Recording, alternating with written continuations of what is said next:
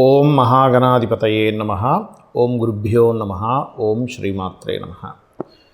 మనం ఈరోజు జూలై మాసంలో గ్రహస్థితి ఏ విధంగా ఉంది, దాని మూలంగా ఎవరెవరికి ఎటువంటి ఫలితాలు జరగనున్నాయి అనేటువంటి విషయం చెప్తుంది. నేనైనప్పటికీ కూడా చెప్పిస్తుంది సాక్షాత్ లలితామ్మవారిగా భావిస్తూ, ముందుగా అసలు గోచారం ఎలా ఉంది అని చూసుకున్నట్లయితే, మీనరాశిలో శని, వృషభంలో స్వక్షేత్రంలో శుక్రుడు, మిథునంలో గురువు యొక్క సంచారం జరుగుతుంది. ఆ యొక్క శుక్రుడు 26వ తేదీ వరకు అక్కడ ఉంటాడు.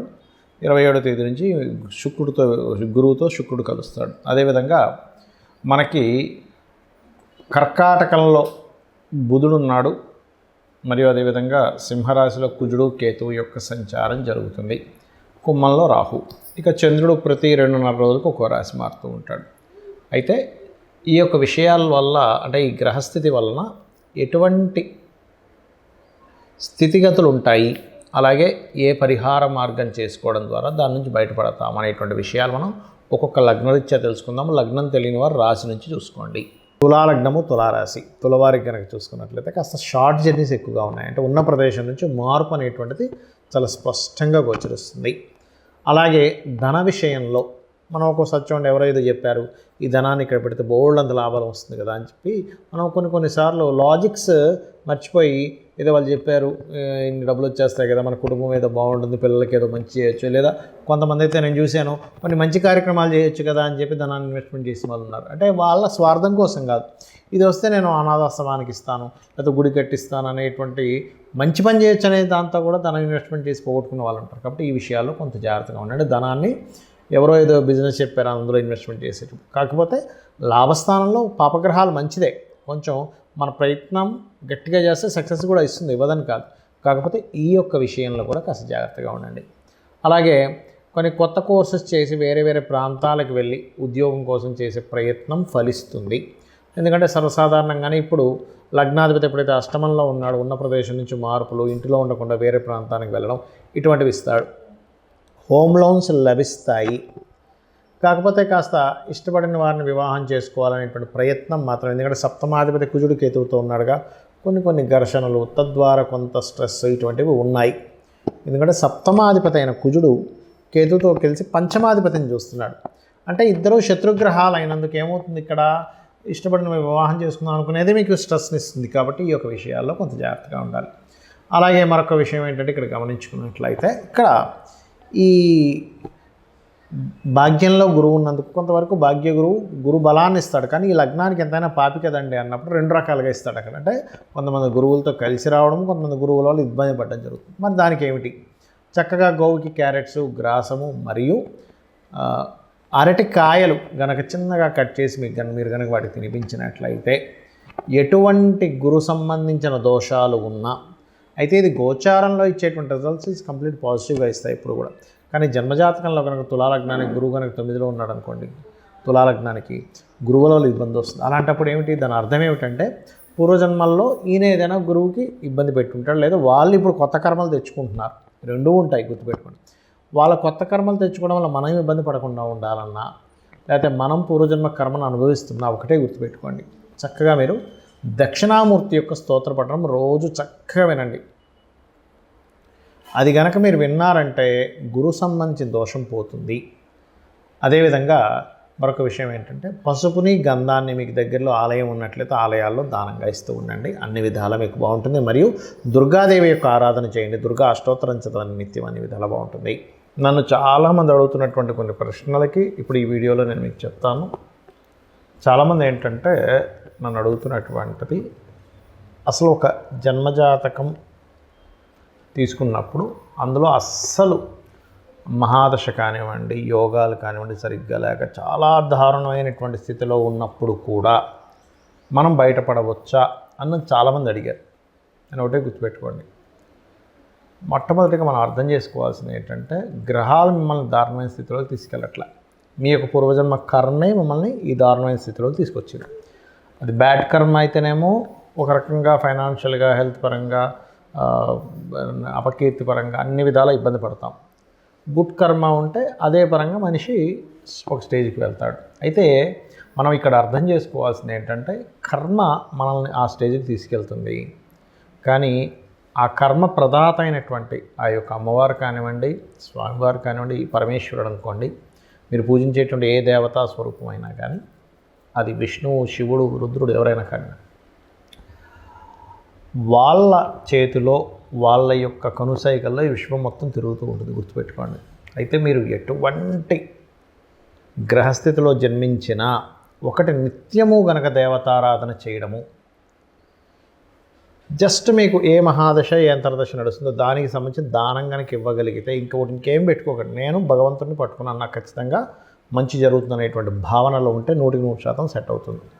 ఇక రెండవ ప్రశ్న ఏంటంటే, కొంతమంది ఈ మధ్య నన్ను అడిగారు, ఏమండి ఇప్పుడు ఇవాళ రేపు ఎక్కువ సిజరన్స్ అవుతున్నాయి కదా, సిజరన్లో పుట్టినటువంటి వ్యక్తికి కూడా గ్రహాల యొక్క ప్రభావం పడుతుందా అని. ఒకటే గుర్తుపెట్టుకోండి, మనకి పూర్వజన్మ కర్మ వల్ల గ్రహ ప్రభావం అనేది మన మీద ఉంటుంది. ఇప్పుడు సిజరన్లో పుట్టినంత మాత్రం ఆ వ్యక్తికి జ్వరం లేకుండా లేదు, ఆ వ్యక్తికి అంటే సి సెక్షన్ చేసి బయటికి తీస్తారు న్యాచురల్గా కాకుండా, అదేవిధంగా ఆ వ్యక్తికి ఏ ఇబ్బందులు రాకుండా ఉండట్లేదు. ఎందుకంటే మంచి కర్మ లేదా మనం ఒక బ్యాడ్ కర్మ చేసామా మంచి కర్మలు చేసుకున్నామా అనేది పూర్వజన్మ దీన్ని బట్టి ఉంటుంది. అయితే ఇక్కడ మరొక క్వశ్చన్ దీనికి అనుసంధానంగా ఏమడుగుతున్నారంటే, ఇప్పుడు మనం పెట్టినటువంటి ఒక ముహూర్తంలో పెట్టుకుంటాం, అంటే చాలామంది అడుగుతుంటారు, ఏమండి ఇలాగా న్యాచురల్ డెలివరీ అవ్వదు, సో మీరు ఎవరినైనా పురోహితుల్ని లేకపోతే ఆస్ట్రాలజర్ని కనుక్కొని పలానా 1 వీక్లో మీరు ఒక మంచి రోజు చూసుకొని చేసుకోండి, పలానా టైం అని చెప్తూ ఉన్నప్పుడు ఆస్ట్రాలజర్ని సర్వసాధారణంగా తల్లిదండ్రులు వాళ్ళు పడ్డ కష్టాలు కాకుండా వాళ్ళ పిల్లలైనా బాగుండాలనేటువంటి ఒక మంచి ఆలోచనతో వస్తారు. తద్వారా పలానా రోజు చేసుకోండి బాగుందని చెప్పడం జరుగుతుంది. అయితే ఇక్కడ ఏంటంటే క్వశ్చన్ ఏంటంటే, చాలామంది మరి అలాగ మనం ముహూర్తం పెట్టినప్పుడు ఆ వ్యక్తికి అన్ని కర్మలు పోతాయా ఒక మంచి ముహూర్తంలో పుట్టినప్పుడు అంటే, ఒకటే చెప్తాను నేను మీకు, మనం పెట్టడం కాదు అసలు అక్కడ ముహూర్తం. ఆ జీవుడు అక్కడ పుట్టాలని రాసి పెట్టుంటే ఈ యొక్క ఆస్ట్రాలజర్కి కావచ్చు లేదా పంతులు గారికి ఎవరికైనా మన టెంపుల్స్లో ఉండే పురోహితులు ఎవరైనా పలానా రోజు చేసుకోండి అని చెప్పినప్పుడు వాళ్ళ ఆ జాతకుడు మంచి పుణ్యకర్మలు చేసుకుని ఉంటే ఖచ్చితంగా ఆ టైంకి పుట్టేస్తాడు వీళ్ళు పెట్టిన ముహూర్తానికి. లేదనుకోండి, నేను చాలా కేసెస్ చూసింది ఏంటంటే, మంచి ముహూర్తం పెట్టినా కూడా జీవుడికి ఆ టైంలో పుట్టే యోగం లేదు. అంటే ఆ జీవుడు పలానా కర్మలు అనుభవించడానికి ఒక పర్పస్ కోసం పుడతారు. ప్రతి ఒక్కరు కూడా ఖచ్చితమైన ఒక పర్పస్ ఉంటుంది. ప్రతి జీవి ఒక పర్పస్ కోసం పుడుతుంది. ఆ పర్పస్ కోసం పుట్టేటప్పుడు ఏ సమయంలో పుట్టాలో ముందే డిసైడ్ అయి ఉంటుంది. మనము పలానా ఉదాహరణకి ఇప్పుడు ఇది జూన్ మాసం నడుస్తుంది అనుకుందాం, జూలై 10వ తేదీయో పెట్టాం, కానీ వాళ్ళు జూలై 9వ తేదీ తల్లికి కాస్త పెయిన్స్ స్టార్ట్ అయిపోయి ఇమీడియట్లీ హాస్పిటల్లో తీసుకెళ్ళి జాయిన్ చేసేసి డెలివరీ చేసేస్తారు, ఆపరేషన్ చేసేస్తారు. ఎందుకంటే పెయిన్స్తో ఉన్నప్పుడు 10వ తేదీ దాకా ఆఖరిగా 9వ తేదీ వస్తే ఆ రకంగా జరుగుతుంది, గుర్తుపెట్టుకోండి. కానీ సర్జరీ చేసినప్పుడు పుట్టిన అంటే సి సెక్షన్లో పుట్టిన న్యాచురల్గా డెలివరీ అయినా ముందే ఫిక్స్డ్. కాకపోతే ఏంటంటే కొంచెం వీళ్ళు చేసుకున్న పుణ్యం ఉంటుంది, తల్లిదండ్రులు చేసుకున్న పుణ్యకర్మలు ఏవైనా ఉంటాయి, అవి కొంతవరకు వీళ్ళని సరైన సమయంలో పుట్టేలాగా కూడా తోడ్పడుతుంది. అయితే ఇక్కడ చాలామంది ఏంటంటే భయపడుతున్న అంశాలు ఏలినాటి శని, కాలసర్ప యోగం, ఇది చాలా పెద్ద ఎఫెక్ట్ ఇస్తుంది అనేటువంటిది ఒక మిత్తులో ఉంటున్నారు. ఒకటి గుర్తుపెట్టుకోండి, నేను చాలా వీడియోలు చెప్పాను, మళ్ళీ చెప్తున్నా, 180 మంది ప్రెసిడెంట్ల జాతకాలు నెట్లో నేను సెర్చ్ చేసి చూశాను. అందులో 90% ఆఫ్ ఈ యొక్క ప్రెసిడెంట్లకి కాలసర్ప యోగం ఉంది. అంటే ఒక్కసారి మనం ఆలోచించినట్లయితే, మరి వాళ్ళు ప్రెసిడెంట్లు అయ్యారే కాలసర్ప యోగం ఉన్నప్పుడు మనం ఎందుకు మన జీవితం ఏదో పాడైపోతుందని ఆలోచిస్తున్నాము అనే ఒక్క చిన్న లాజిక్ పాయింట్ మీరు అర్థం చేసుకుంటే సెట్ అవుతుంది. అంటే ఎందుకు అంటే, వాళ్ళ పర్సనల్ చార్ట్స్లో ఓ దేశానికి నాయకుడు అయ్యే యోగం ఉంది. కొంతమందికి కాలసర్ప యోగం ఉన్నప్పుడు మంచి డాక్టర్స్ అయ్యారు, మంచి లాయర్లు అయ్యారు, ఐఏఎస్లు ఐపీఎస్లు కూడా ఉన్నారండి. ఇంకా చెప్పాలంటే అంటే ఏమిటి అంటే, వాళ్ళ కాలసర్ప యోగం కేవలం మనకు శాస్త్రంలో చెప్పింది ఏమిటి అంటే, మీకు చాలా స్పష్టంగా నేను చెప్పబోయేది ఒకటే, కేవలం ఇది దేశకాల పరిస్థితులకు మాత్రమే కాలసర్ప యోగాన్ని చూడాలి, జన్మజాతకానికి అసలు అప్లై చేయకూడదు. గుర్తుపెట్టుకోండి. ఏమండి లేదండి నాకు దానివల్ల అవుతుంది, అదంతా మీ మిత్తం చెప్తాను నేను. ఖచ్చితంగా మీ యొక్క నెగటివ్ థింకింగ్ వల్ల అలా అనిపిస్తుంది, దీనివల్లే అవుతుందేమో అని. కానీ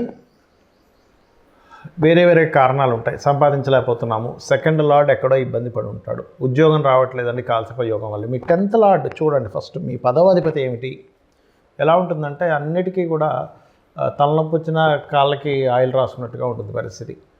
కాబట్టి అలా కాదు. 10వ అధిపతి ఏమిటి, వివాహం అవ్వట్లేదు కాలసర్ప యోగం అనుకుంటారు కాదు. మీ 7వ అధిపతి ఎలా ఉన్నాడు, వివాహ జీవితంలో గొడవలు అయిపోతున్నాయి, విడాకులు అయిపోతున్నాయి. 12వ అధిపతి ఎలా ఉన్నాడో చూడండి. ఆరోగ్యం బాగాలేదు, 4, 5, 6 అధిపతులు ఎలా ఉన్నారో చూడాలి. ఇలా ఒక్కొక్క దానికి పర్టికులర్గా శాస్త్రంలో కొన్ని ఫార్ములాస్, కొన్ని భావాలు చెప్పబడింది. అలాగే ఏలినాడు శని విషయంలో కూడా మీరు గుర్తుపెట్టుకోండి, ఎప్పుడు కూడా శని అనగానే వెంటనే మనం నెగిటివ్గా వెళ్ళిపోయి నాకేం కలిసి రాదు, ఏం చేసినా కలిసి రాదు, అది కాదు. కర్మకారకుడు, కర్మప్రదాత, ఆయనకు ఒక పోర్ట్ఫోలియో ఇవ్వడం జరిగింది. మీ మంచి చెడు కూడా ఆయన ఇస్తాడు. కాబట్టి ఏమిటి, ఏలినాడు శనులు అర్ధాష్టంశంలో అష్టంశంలో నడిచేటప్పుడు ఎక్కువ నిద్రపోవడం చేయకూడదు, యాక్టివ్గా ఉండాలి, ఎక్సర్సైజ్ చేస్తుండాలి, ఎప్పుడు ఏదో పనిలో ఉంటుండాలి, శ్రమిస్తుండాలి. శ్రమకారకుడు కాబట్టి మనకి ఇబ్బంది కలగకుండా ఉంటుంది. దాంతోపాటు మీకు దగ్గరలో ఏదైనా ఆలయం ఉన్నట్లయితే ప్రత్యేకంగా స్కందుడి ఆలయము లేదా గణపతి ఆలయము లేదా అమ్మవారి ఆలయం, ముఖ్యంగా హనుమాన్ ఆలయం కనుక మీరు రెగ్యులర్గా వెళ్తున్నట్లయితే ఏలినాడు శని ప్రభావం కంప్లీట్గా పాజిటివ్గా పనిచేస్తుంది మీకు. శ్రీమాత్రే నమః.